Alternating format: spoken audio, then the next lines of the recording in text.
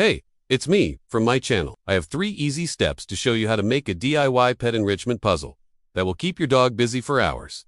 Let's get started. My dog Scott will inhale his food if we don't do something to slow him down, so this is perfect for that. Now, we're going to talk about 2 different types of puzzles you can build off of this base. The first one is a treat dispension puzzle, so if you want your dog to work extra hard for their treats, this is a great option.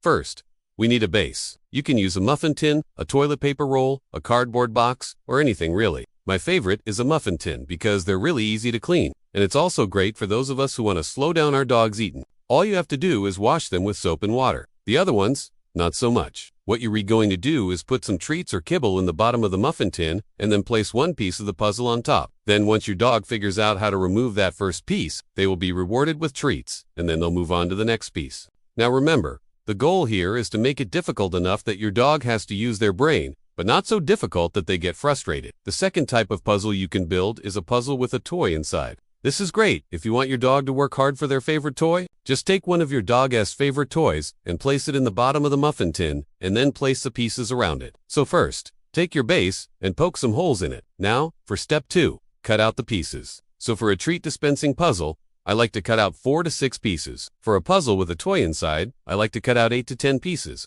Remember, the more pieces you cut out, the harder the puzzle will be. So start with 4 to 6 pieces, and then add more if it's not challenging enough. To make the puzzle more challenging, you can also make the pieces more difficult to remove. For example, you could cut the pieces so that they are only attached by a thin strip of cardboard. You could also cut the pieces so that they are overlapping. You could even cut the pieces so that they are in a circle, and then your dog has to figure out how to get all the pieces out. By the way, pro tip, if you're having trouble cutting the cardboard, you can always take your scissors and wrap some tape around the end of them. That will give you a nice sharp edge to cut with. And the nice thing about this is that if your dog doesn't finish the whole puzzle, you can always go back and put more treats in the bottom. For our third and final step, hide the puzzle. Now that you have your base with the pieces cut out, it's time to hide it. A great place to hide the puzzle is behind furniture, under bushes, or even in a closet. You can also hide the puzzle in plain sight. For example, you could place the puzzle on top of a laundry basket or on top of your refrigerator. You can also hide the puzzle in a room that your dog isn't able to go in. For example, if you have a spare bedroom, you could place the puzzle in there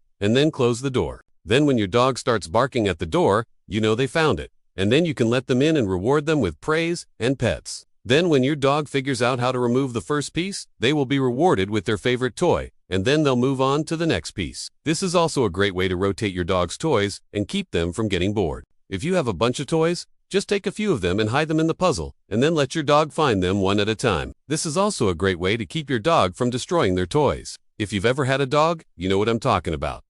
They like to destroy their toys, so this is a great way to keep them from doing that. I hope you and your dog enjoy this DIY pet enrichment puzzle. Please share this video with your friends so they can make one too. Thanks for watching.